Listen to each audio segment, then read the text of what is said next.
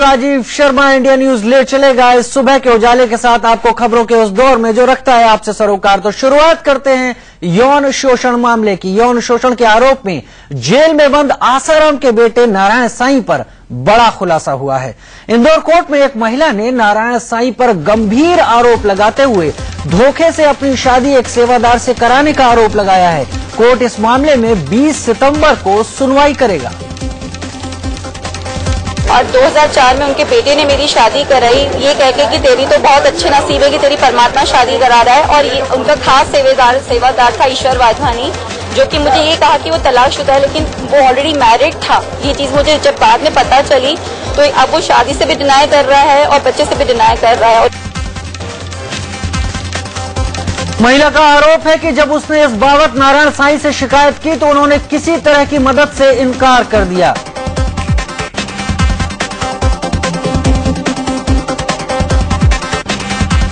महिला का कहना है कि नारायण साईं के रसूख और उनकी धमकी के चलते वो अब तक चुप थी, लेकिन आसाराम के खिलाफ हुई कार्रवाई के बाद उसमें हिम्मत आई है और अब वो अपनी संतान के लिए इंसाफ चाहती है।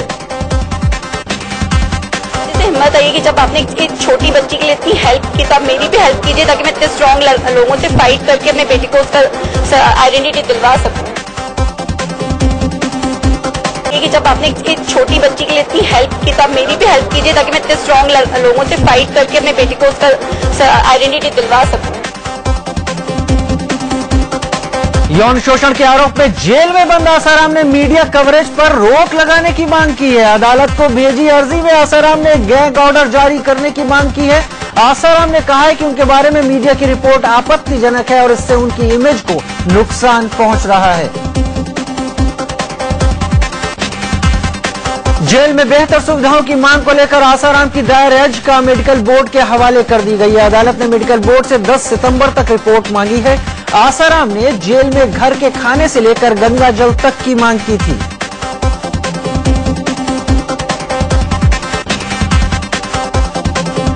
आसाराम के सवाल पर मीडिया से बात करते हुए दिग्विजय सिंह ने चुटकी ली। दिग्विजय सिंह ने कहा कि उनका सेवादार शिवा और शिल्पी ही आसाराम की सारी सच्चाई बता सकते हैं। आसाराम बापू के बारे में पूछना हो तो शिल्पी को ढूंढिए और शिवा को ढूंढिए। इंदौर पहुंचे मानव संसाधन राज्य मंत्री शशि थरूर ने आसाराम बापू पर पूछे गए सवाल से पल्ला झाड़ लिया। थरूर ने मीडिया के सवाल के जवाब में कहा कि वो सिर्फ एक ही बापू को जानते हैं।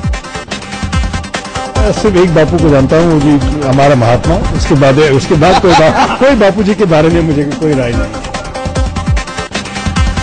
एक और जहां मध्य प्रदेश बीजेपी आसाराम के समर्थन में खड़ी है, वहीं सूबे के नगरीय प्रशासन मंत्री बाबूलाल गौड़ के सुर अलग हैं। बाबूलाल ने कहा कि आसाराम संत नहीं है और जो जैसा करेगा उसे वैसा भुगतना पड़ेगा।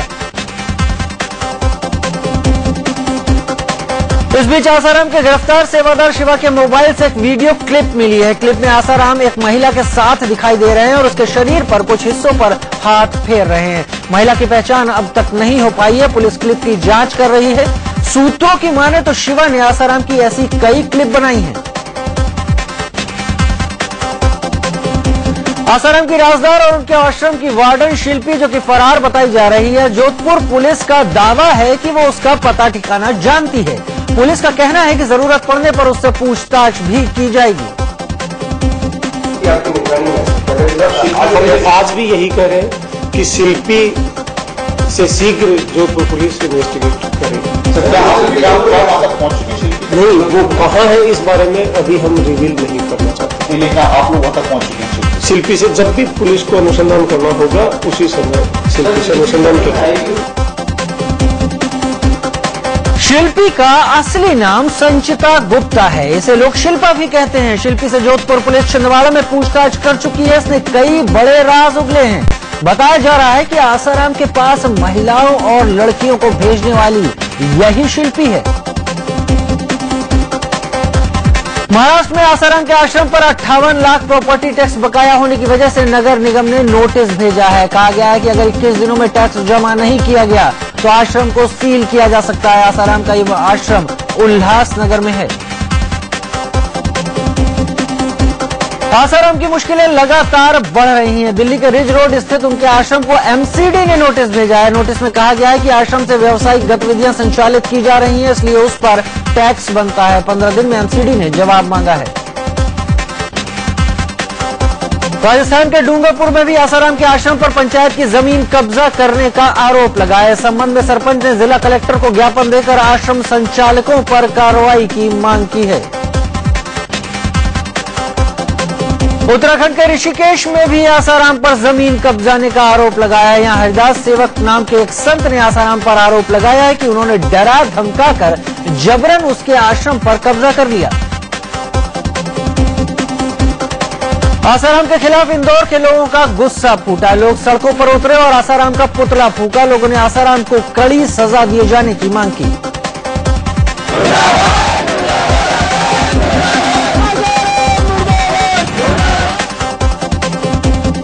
लखनऊ के केकेसी कॉलेज के छात्रों ने नाबालिग के यौन शोषण के आरोप में फंसे आसाराम के विरोध में उनका पुतला फूंककर जमकर नारेबाजी की। छात्रों ने आसाराम की अकूत संपत्ति भी जब्त करने की मांग की।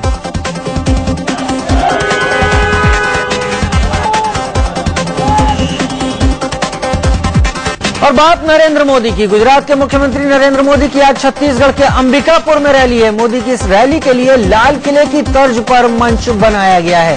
अंबिकापुर के पीजी कॉलेज मैदान पर लाल किले की तरह बनाए गए स्टेज पर 2 करोड़ रुपए खर्च किए गए हैं। दिग्विजय सिंह ने नरेंद्र मोदी पर निशाना साधा है। दिग्विजय ने कहा कि मोदी की भलाई गुजरात के अंदर रहने में ही है। छत्तीसगढ़ पहुंचे दिग्विजय सिंह ने बीजेपी पर आरोपों के गोले दागे। बीजेपी की यात्राओं को दिग्विजय ने ढकोसला करार दिया। भारतीय जनता पार्टी सरकार में आना चाहती है धंधा करने के लिए, व्यवसाय करने के लिए, 1 का 10 करने के लिए, जनता की सेवा करने के लिए भाजपा नहीं आती है। प्रधानमंत्री बनने का सपना नहीं देखने के मोदी के बयान पर मानव संसाधन राज्य मंत्री शशि थरूर ने कहा कि वो भी चाहते हैं मोदी पीएम ना बने। यही सपना है कि नरेंद्र मोदी कभी भी प्रधानमंत्री न बन जाए, इसलिए उसका सपना और मेरा सपना शायद एक ही हो। बीजेपी में पीएम पद की उम्मीदवारी को लेकर मचे घमासान पर कांग्रेस नेता कांतिलाल भूरिया ने निशाना साधा है। भूरिया ने इसे एक अनार 100 बीमार वाली हालात बताया है। यूपी सरकार के मंत्री आजम खान ने मोदी पर निशाना साधा है। आजम खान ने कहा कि मोदी के सपने में प्रधानमंत्री की कुर्सी नहीं बल्कि पिल्ले नजर आ रहे हैं। वो पिल्लों का ख्वाब देखते हैं, उन्हें ख्वाब में प्रधानमंत्री नहीं पिल्ले नजर आ रहे हैं।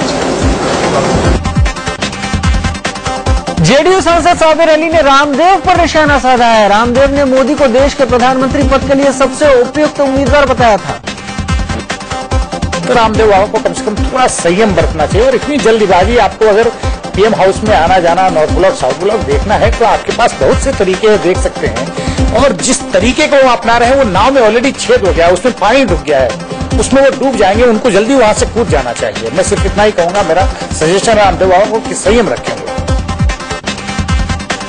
15 सितंबर को रेवाड़ी में होने वाली नरेंद्र मोदी की रैली बिल्कुल मिलिट्री स्टाइल में होगी। ये रैली भाजपा पूर्व सैनिक प्रकोष्ठ की पहल पर हो रही है। बीजेपी प्रवक्ता कैप्टन अभिमन्यु सिंह ने बताया कि इस रैली में करीब 10 जनरल रैंक के रिटायर्ड अफसर होंगे। साथ ही पूर्व सेनाध्यक्ष वीके सिंह विशिष्ट अतिथि होंगे।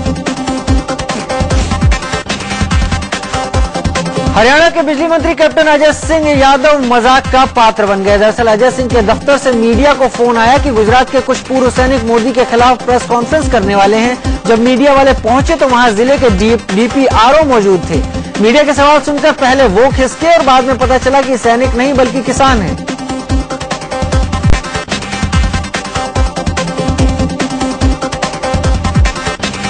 फिल्म एक्ट्रेस मल्लिका शेरावत ने मोदी को परफेक्ट बैचलर बताया। एक सीरियल की शूटिंग के दौरान उदयपुर पहुंची मल्लिका ने मोदी की जमकर तारीफ की। Perfect bachelor in India. For me, the most eligible and perfect bachelor is Narendra Modi. एक मामले में आज नीतीश ने मोदी से बाजी मार ली। मोदी लौह पुरुष सरदार पटेल की प्रतिमा बनवाने के लिए गांवों से लोहा मांगने का अभियान शुरू करने वाले हैं। लेकिन उससे पहले ही नीतीश कुमार आज बिहार शरीफ में पटेल की प्रतिमा का उद्घाटन करेंगे। आज आरएसएस नेताओं की एक अहम बैठक दिल्ली में होनी है, जिसमें अक्टूबर में होने वाली कार्यकारिणी की बैठक का खाका तैयार किया जाएगा। हालांकि सूत्रों का कहना है कि बैठक के दौरान पीएम पद की उम्मीदवारी को लेकर मोदी के नाम पर भी चर्चा होगी। वहीं सूत्रों के हवाले से खबर है कि इस बैठक से पहले संघ प्रमुख मोहन भागवत ने लालकृष्ण आडवाणी और सुषमा स्वराज से मुलाकात की। इस दौरान आडवाणी ने कहा है कि मोदी से परहेज नहीं, लेकिन फैसले के लिए सही समय का इंतजार होना चाहिए। आडवाणी ने कहा कि चुनाव राज्यों के नेताओं को ही भरोसे में लेकर फैसला हो तो अच्छा है। उधर मोदी की पीएम पद की उम्मीदवारी का विरोध करने की खबरों पर बवाल मचने के बाद एमपी के मुख्यमंत्री शिवराज सिंह चौहान ने सफाई दी। शिवराज ने ट्वीट किया कि मोदी को पीएम उम्मीदवार घोषित किए जाने पर मेरी आपत्ति की खबरें निराधार हैं। बीजेपी में पार्टी सर्वोपरि है और पीएम उम्मीदवार पर फैसला पार्टी ही करेगी। इससे पहले सूत्रों के हवाले से खबर आई थी कि शिवराज सिंह चौहान ने पार्टी आलाकमान से कहा कि मोदी को एमपी में विधानसभा चुनाव होने तक पीएम पद का उम्मीदवार घोषित न किया जाए। उन्होंने कहा कि एमपी विधानसभा चुनाव में इसका नेगेटिव असर पड़ सकता है। शिवराज के बाद गोवा के मुख्यमंत्री मनोहर पार्रिकर ने भी मोदी पर दिए अपने बयान को बेबुनियाद और मीडिया में गलत तरीके से पेश किया गया बताया। पार्रिकर ने न्यूयॉर्क टाइम्स को दिए एक इंटरव्यू में 2002 की गुजरात हिंसा को लेकर सवाल उठाए थे। उधर योग गुरु बाबा रामदेव ने एक बार फिर पीएम पद के लिए मोदी के नाम का ऐलान करने की वकालत की। उन्होंने कहा कि मोदी कुछ कर दिखाने में भरोसा रखते हैं। मोदी कर रहा है और यदि उसको प्रधानमंत्री देश का बनने का सौभाग्य मिलेगा तो देश में भी कुछ बड़ा काम करेगा। वो करने के सपने देखता है, खाली सोचता नहीं है। वहीं रामदेव ने संकेत दिया कि अगर नरेंद्र मोदी को पीएम पद का उम्मीदवार घोषित नहीं किया गया तो वो बीजेपी का समर्थन नहीं करेंगे। मोदी एक ऐसे व्यक्ति हैं जो इस देश के नायक होने का, देश के लिए जो अपना कर्तव्य है उसको किसी भी कीमत पर प्रामाणिकता के साथ निभाएंगे। आसाराम मामले पर बाबा रामदेव ने कहा कि एक संत पर आरोप लगा है तो सभी संतों को एक ही पलड़े पर नहीं तोलना चाहिए। मामले की जांच चल रही है, हमें सब्र करना चाहिए। हर मत संप्रदाय में यदि कोई उस आचार संहिता का पालन नहीं करता है तो उसके लिए दंड का भी प्रावधान है। अनुचित तरीके से एक पक्षीय साधुओं की आलोचना भी कहीं कहीं दिखाई दे रही है। बाबा रामदेव ने अपने व्यवस्था परिवर्तन आंदोलन का ऐलान किया है। उन्होंने कहा है कि 8 सितंबर को दिल्ली के जंतर मंतर से आंदोलन का आगाज होगा। हम 8 ही सितंबर को परसों जंतर मंतर से व्यवस्था परिवर्तन की रैली करेंगे और उसके बाद 13 तारीख से इस सरकार की पैरवी करने के लिए मध्य प्रदेश के नीमच से हम अपनी इस व्यवस्था परिवर्तन की यात्रा का प्रारंभ करेंगे। अब नेता जेल के अंदर रहते हुए भी चुनाव लड़ सकेंगे। लोकसभा ने सुप्रीम कोर्ट के फैसले को पलटते हुए भारतीय जनप्रतिनिधित्व विधेयक 2013 को पास कर दिया। दरअसल सुप्रीम कोर्ट ने जेल में बंद नेताओं के चुनाव लड़ने पर रोक लगा दी थी। अदालत ने कहा था कि जो किसी भी वजह से जेल में है या हिरासत में वो चुनाव नहीं लड़ सकता। केंद्र सरकार ने इस फैसले के खिलाफ पुनर्विचार याचिका दायर की थी, मगर कोर्ट ने उसे खारिज कर दिया था। मानसून सत्र खत्म हो गया। लोकसभा को अनिश्चितकाल के लिए स्थगित कर दिया गया। सरकार ने इस सत्र का 2 बार समय बढ़ाया। इस सत्र में पेंशन बिल, खाद्य सुरक्षा बिल और भूमि अधिग्रहण जैसे अहम बिल पास कराए गए। सत्र खत्म होने के अंतिम दिन दागियों को बचाने के लिए भी संसद में बिल पारित हो गया। लोकसभा अध्यक्ष मीरा कुमार ने कहा कि मानसून सत्र का आगाज तो हंगामेदार रहा, लेकिन खुशी इस बात की है कि सत्र के अंत में कई ऐतिहासिक बिल पास हुए। मानसून सत्र के खत्म होने पर संसदीय कार्य मंत्री कमलनाथ ने कहा कि ज्यादा अच्छा होता कि सदन की कार्यवाही पूरी चल पाती। कमलनाथ ने हंगामे की वजह से समय की बर्बादी पर चिंता जताई। मुझे इस बात का दुख है कि लगभग 2.5 हफ्ते बेकार गए, पर उसके बाद सबने पूरा प्रयास किया और मुझे इस बात की खुशी है कि ये एक सफल सेशन रहा है। वहीं मानसून सत्र के अंतिम दिन संसद में चीनी घुसपैठ का मुद्दा गूंजा। रक्षा मंत्री ने लोकसभा में कहा कि भारत किसी भी सूरत में अपनी जमीन का कोई हिस्सा चीन को नहीं दे सकता। सरकार देश की सीमाओं की सुरक्षा को लेकर सतर्क और तैयार है। सरकार ने इन खबरों को एकदम गलत बताया कि राष्ट्रीय सुरक्षा सलाहकार बोर्ड के अध्यक्ष श्याम सरन की रिपोर्ट में चीन के भारत के किसी भी हिस्से पर कब्जा करने या भारत में के घुसने की रोक लगाने की बात कही गई है। मीडिया में आई इन खबरों पर संसद में जमकर बवाल हुआ, जिसके बाद रक्षा मंत्री AK एंटनी को लोकसभा में सफाई देनी पड़ी। बीजेपी ने भारतीय सीमा में चीनी घुसपैठ को लेकर सरकार के रवैये पर सवाल खड़े किए हैं। दिल्ली विधानसभा चुनाव को लेकर बीजेपी पूरी तरह से कमर कस चुकी है। आज दिल्ली बीजेपी के प्रभारी नितिन गडकरी पार्टी के नेताओं के साथ अहम बैठक करने वाले हैं। ये बैठक दिल्ली के कॉन्स्टिट्यूशन क्लब में होगी। कानपुर पहुंचे कोयला मंत्री श्री प्रकाश जायसवाल नेशनल हाईवे के काम का जायजा लेने गए, लेकिन रोड पर चलते वक्त मंत्री जी भूल गए कि उनकी वजह से पूरे हाईवे पर जाम लग गया। लखनऊ के high profile club Lucknow golf club को सांसद निधि से पैसे दिए जाने का सनसनीखेज मामला सामने आया है। बीएसपी सांसद अखिलेश दास ने इस क्लब में बाथटब बनाने के लिए 25 लाख रुपए दे दिए। जब इंडिया न्यूज की टीम इसका जवाब खोजने क्लब पहुंची तो जवाब नहीं मिला, बल्कि कैमरे को नुकसान पहुंचाने की कोशिश की गई। मुंबई में फोर्ट के राजा मंडप को इस बार मैसूर पैलेस का रूप दिया गया है। बाहर और अंदर से गणपति का ये मंडप बिल्कुल मैसूर पैलेस का एहसास करा देने वाला है। कारीगरों ने इसे 2 महीने की मेहनत के बाद तैयार किया है।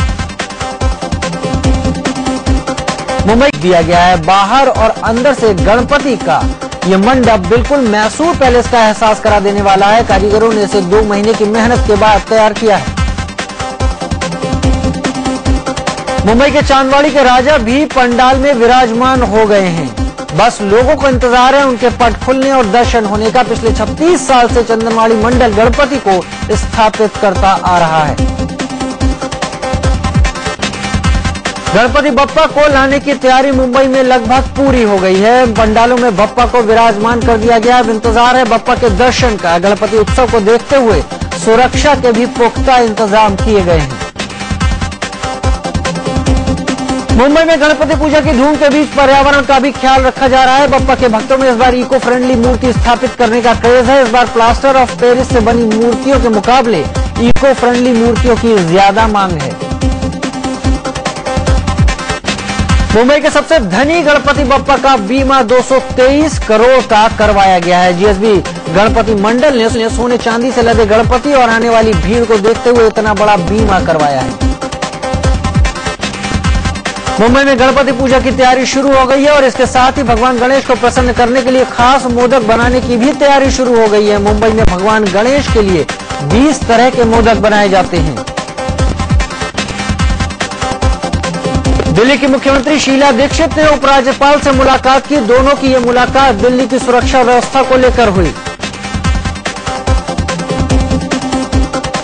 राजधानी में ड्रंक एंड ड्राइव को रोकने के लिए दिल्ली पुलिस ने रात में खास अभियान चलाया। एल्कोमीटर से लैस ट्रैफिक पुलिस ने राजधानी में जमकर चेकिंग की।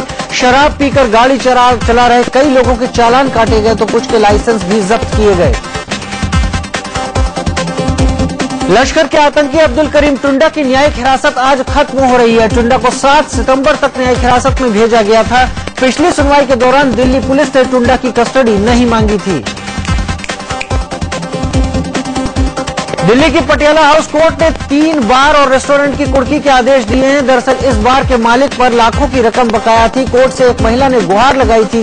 बार के मालिक 7 साल से 6 लाख रुपए कर्ज लिया था, जो अब बढ़कर 13 लाख हो गया है। अदालत ने कुर्की कर पीड़िता को पैसे वापस करने का आदेश दिया है। दिल्ली से सटे गुड़गांव में पुलिस ने एक गेस्ट हाउस में चल रहे सेक्स रैकेट का भंडाफोड़ किया। पुलिस ने 3 विदेशी लड़कियों, गेस्ट हाउस मालिक सहित 8 लोगों को गिरफ्तार कर 14 दिन की न्यायिक हिरासत में जेल भेज दिया। दिल्ली सटे गुड़गांव में पीजी में रहने वाली एक लड़की ने फांसी लगाकर खुदकुशी कर ली। सुसाइड करने वाली लड़की लखनऊ की रहने वाली थी। वो इस पीजी में पिछले 7 महीने से रह रही थी और गुड़गांव की एक निजी कंपनी में काम करती थी। प्रीति नाम की इस लड़की के साथ 2 और लड़कियां रहती थी। बताया जा रहा है कि वो पिछले कुछ दिनों से परेशान थी। पुलिस ने आत्महत्या का मामला दर्ज कर जांच शुरू कर दी है। मुंबई से सटे वसई इलाके में एक फर्जी आईपीएस अधिकारी को गिरफ्तार कर लिया गया है। पकड़ा गया शख्स खुद को एएसपी बताकर धौंस दिखा रहा था और बतौर गेस्ट इस इलाके में होने वाले कई कार्यक्रमों में बेखौफ हिस्सा लेता था। पंजाब के होशियारपुर के रहने वाले एक युवक पवनप्रीत सिंह की अमेरिका में हत्या कर दी गई। पवन के साथ जालंधर के रहने वाले एक शख्स को भी गोली मार दी गई। दोनों की ही मौके पर ही मौत हो गई। जालंधर के जिस शख्स को गोली मारी गई, पवन उन्हीं के स्टोर में काम करता था। दोनों अपना स्टोर बंद कर घर जा रहे थे तब उन पर हमला किया गया। घटना की जानकारी मिलने के बाद दोनों घरों में मातम पसरा है।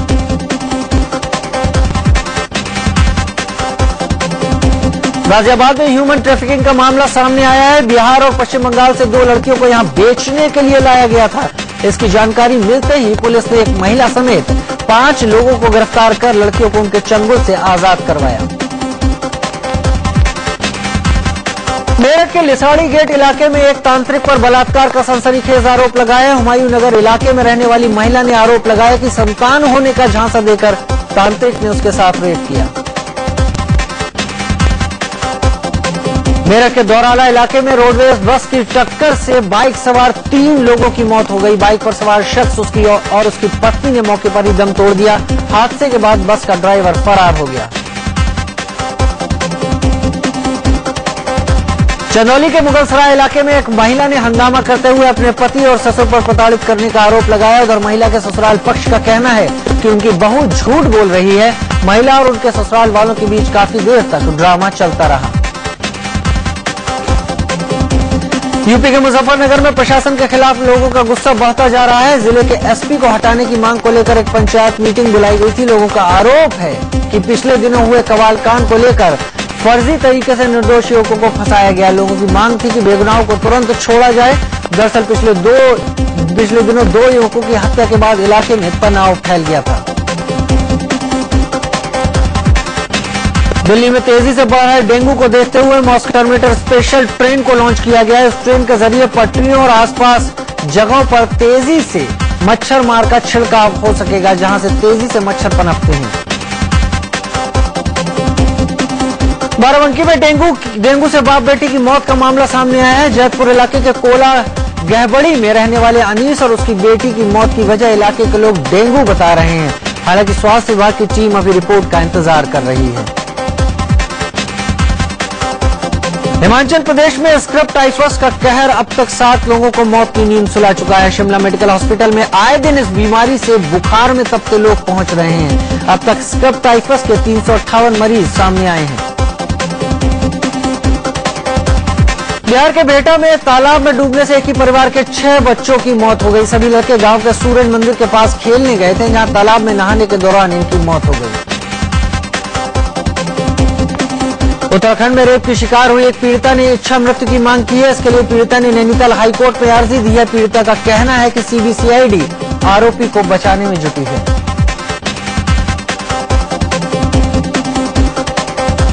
मसूरी एमपीजी कॉलेज के छात्र संघ चुनाव के दौरान जमकर हंगामा हुआ। अध्यक्ष पद को लेकर एनएसयूआई और एबीवीपी टाई होने पर दोनों गुटों में झड़प शुरू हो गई। मामला इतना बढ़ गया कि पुलिस को लाठी चार्ज करना पड़ा। पुलिस ने हंगामा करने वाले 9 छात्रों को गिरफ्तार किया है।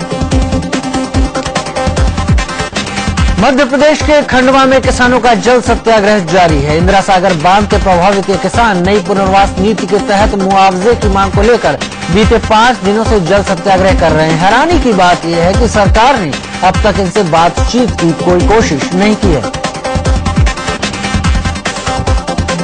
छत्तीसगढ़ की राजनांदगांव पुलिस ने फर्जी दस्तावेज के जरिए ठगी करने वाले शातिर को शिकंजे में लिया है। 47 साल के विजय नाम का ये शख्स फर्जी दस्तावेजों के जरिए कई तरह के सर्टिफिकेट बनवाकर लोगों से पैसे ठग चुका है। प्रतापगढ़ में बकुलाही नदी पर बना पुल टूट गया। ये पुल अंग्रेजों के समय का बना था। पुल के टूट जाने से नेशनल हाईवे 96 से गुजरने वाली गाड़ियों पर असर पड़ा है। यह हाईवे महाराष्ट्र, मध्य प्रदेश, छत्तीसगढ़, उत्तर प्रदेश और नेपाल को सीधे जोड़ता है। हर साल बाढ़ का कहर झेल रहे बिहार के 20 जिले इस साल भी बाढ़ की चपेट में है। राज्य के 3,500 से ज्यादा गांवों में बाढ़ का पानी कहर बरपा रहा है। जबकि 60 लाख से ज्यादा लोग प्रभावित हो चुके हैं। ऐसे में राहत देने की बात यह है कि गंगा नदी के जल स्तर में कमी आई है।